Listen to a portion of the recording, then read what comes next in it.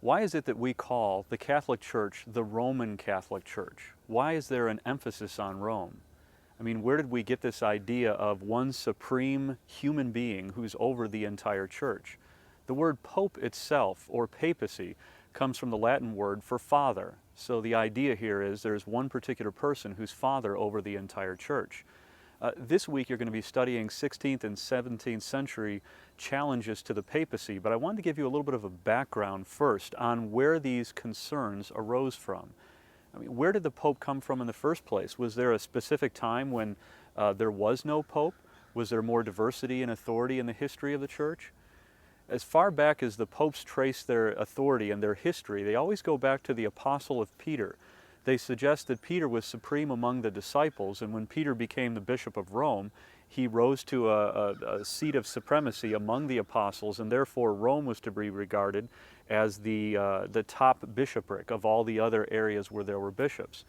But in the earliest of churches, we don't find one singular ruler. If you remember from Acts chapter 15, for example, there is an entire council in Jerusalem, and Peter is part of that council, so is James. He's a prominent pastor in Jerusalem, but there are others who are in authority and making decisions as well.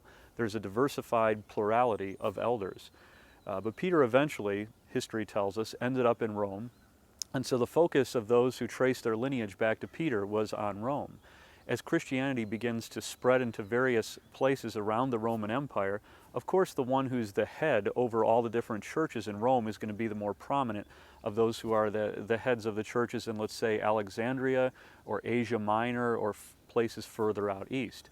By the time you get to the 4th century in the reign of Constantine, the focus of the Roman Empire is definitely Rome, but Constantine begins to construct a new capital on the eastern front of his empire to kind of stave off attacks and other nations that are beginning to come into the Roman Empire on the eastern side. He calls this city Constantinople, and therefore there are two centers of authority, as there are bishops or overseers of different churches in Constantinople and Rome and Alexandria and other pockets of the Roman Empire. So these bishops tend to be called archbishops or even patriarchs, that is, fathers of the church in their particular area.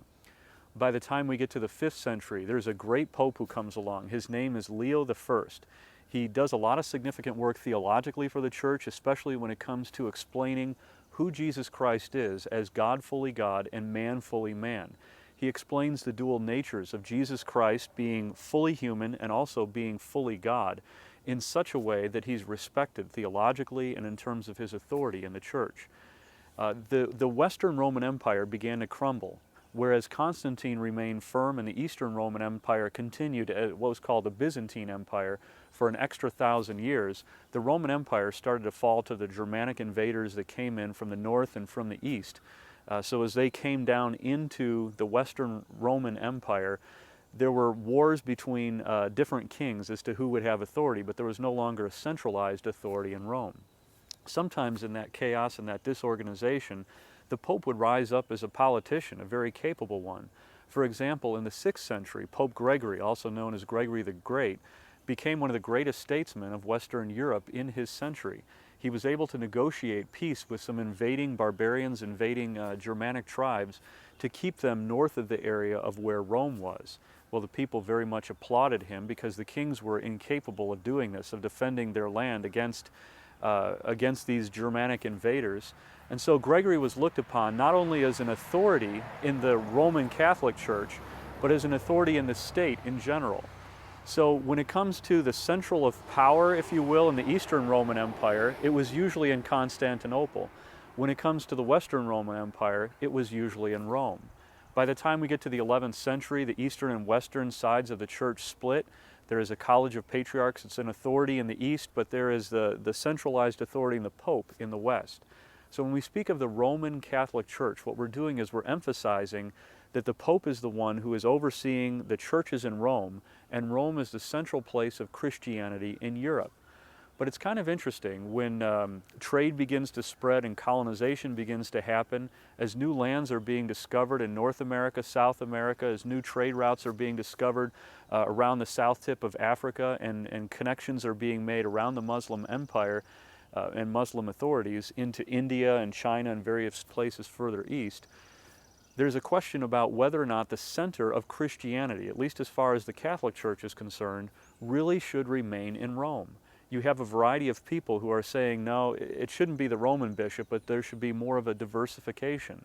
So as you study the 16th and 17th centuries and the questions about where the centrality of authority should be, they're asking, should we have a kind of a college of bishops, a council that is in authority instead of the Pope? And certainly popes haven't been perfect. I mean, historically speaking, not only theologically but morally, there have been a number of questions that came up throughout the history of papery, if you will. As a matter of fact, back in the 14th century, France so influenced the Pope that the Pope moved his headquarters, if you will, out of Italy and north into France. Whereas things were somewhat chaotic politically, militarily in Rome, the Pope became, for all intents and purposes, a French Pope. This was called the Avignon Papacy, and it happened during the 14th century. It lasted for about 70 years, prompting Martin Luther later on to refer to it as the Babylonian captivity of the Church, because basically the Pope was French and away from Rome for 70 years. On the heels of the Avignon Papacy, we have something called the Great Schism. It's actually a time where a pope needs to be elected, and so the council that elects the pope is in Rome. There's big rioting in the streets. They're tired of these French popes, pope after pope, being French and not having the papacy centered in Rome. So with all this rioting on the streets, those who elected the pope felt pressured into electing an Italian pope to be the pope. So they elected this Italian guy. They left Italy, and then they had second thoughts about their choice. So as they came across the borders of France, they decided, no, we don't want to elect that guy. We want to elect a different guy. So from 1378 all the way up until 1415, there's something called the Papal Schism. There's actually a French pope and there's an Italian pope at the same time. Two different popes. Well, how are you going to solve this pope problem? If each pope is not recognizing the authority of the other, who's to say who the supreme person is in the Roman Catholic Church? The way that they solved this problem is they decided to collect a group of bishops together and form a council that met in Pisa. So they have this council in Pisa, and when they're meeting, they decide the best solution is to get rid of the French pope, get rid of the Italian pope, and elect their own pope. Well, of course, the French pope doesn't recognize the authority of the Council of Pisa. The Italian pope doesn't recognize the authority of them either. So what do you end up with? French pope, Pisan pope, and Italian pope. You've got three popes going on at the same time, and of course that's quite chaotic. But finally in 1415, at the Council of Constance, they solved that papal schism, that problem, and they made sure there was just one pope. And from that time forward, there's always been one person in the office, not two, not three different popes. Still, of course, with the Reformation, there's a challenge to the authority of the Pope. Martin Luther, for example, in his 95 Theses, was writing out questions for the Pope, like, if he's in authority, why doesn't he let more people into the kingdom of heaven? Why doesn't he forgive people more? Why doesn't he do this? Why doesn't he do that? Why does he do these things? Why does he collect so much money? There's a lot of different objections that are given about the authority of the papacy. And so the Reformation, in part, is a challenge to the authority of the Pope, that the centrality of Christianity doesn't need to be in one particular person, but rather in Jesus Christ in particular.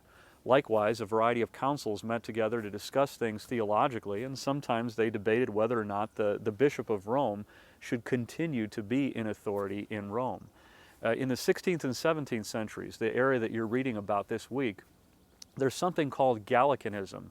Gallicanism is based on the Old French word for Gaul, which used to be the name for France. Gallicanism is this idea that, well, if France is an independent entity from Italy, and as after the Reformation there were a lot of nationalistic tendencies, France wanted to break away from Italy, wanted to break away from Germany, wanted to break away from England, and sort of have a separation of authority in the different states, and not one conglomerated authority that was all over Europe, or for that matter, all over the church. So as these councils met together with these nationalistic concerns, there was a tendency to say, you know what, we should have our own pope or our own set of bishops in France. And so this idea that a council should rule the church, made up of leaders of the different churches, different bishops in local areas, began to be called Gallicanism in the 16th and the 17th centuries. Now this brings us to an interesting question today as we're discussing authority in the church today, not just Protestant and Catholic concerns or Eastern Orthodox, Roman Catholic, Protestant, and other categories, but is there to be one centralized human authority in the church? is that to be perpetually the bishop over Rome? Of course, the Catholic Church right now would say yes, the Pope is perpetually, because of what Jesus said to Peter about his being the rock upon which Jesus would build his church in Matthew chapter 16, giving the keys of the kingdom to Peter in particular. The focus will always be on Peter as far as the Roman Catholic Church is concerned. But you can remember that in Scripture, Paul confronted Peter on a weak moment in his faith, or a kind of his capitulating to those who were advocating circumcision in his day. So if Paul can challenge the authority of Peter, even in the first century, even in the New Testament era, people have suggested that you can certainly contend against the teaching of the Roman bishop today. But this continues to be a matter of discussion. We continue to ask this question: if we're going to have a good relationship as Protestants with the Roman Catholic Church, what should the place of the Pope be? Should there be one centralized authority, or should we be moving towards a representative form of government, so to speak? In America, I guess it's really easy to say we should have a representative republic. We should elect our own leaders to form a board that will make these decisions as a council, because that's our secular model of government. Likewise, in the history of European kingdoms, there was usually one centralized monarch, and that echoes the desire to have one centralized authority over the entire church. But still, we have these questions to ask. What is the place of the Bishop of Rome? What is the place of the head of the churches in any one location? And as denominationalism continues to run rampant across the globe, as there's not one particular denomination that dominates nations today, with all these different denominations, is it right to pick the leader of one of those denominations as kind of the ruler over all the denominations in that area just because they're politically affiliated? So these questions we continue to ask today. The papacy has not always been a certain thing. Even in Catholic theology, even in Catholic practice, there have been questions as to whether the bishop should be the head of the church. Right now, however, in the Roman Catholic teaching, theology, in the practice of the church, the Pope has a very firm grip on authority, and as far as theology is concerned, he is to be considered the vicar of Christ, the head, the father of the church, the Pope, which is why he's called that. However, of course, Christians around the globe have different opinions about whether this should be the case.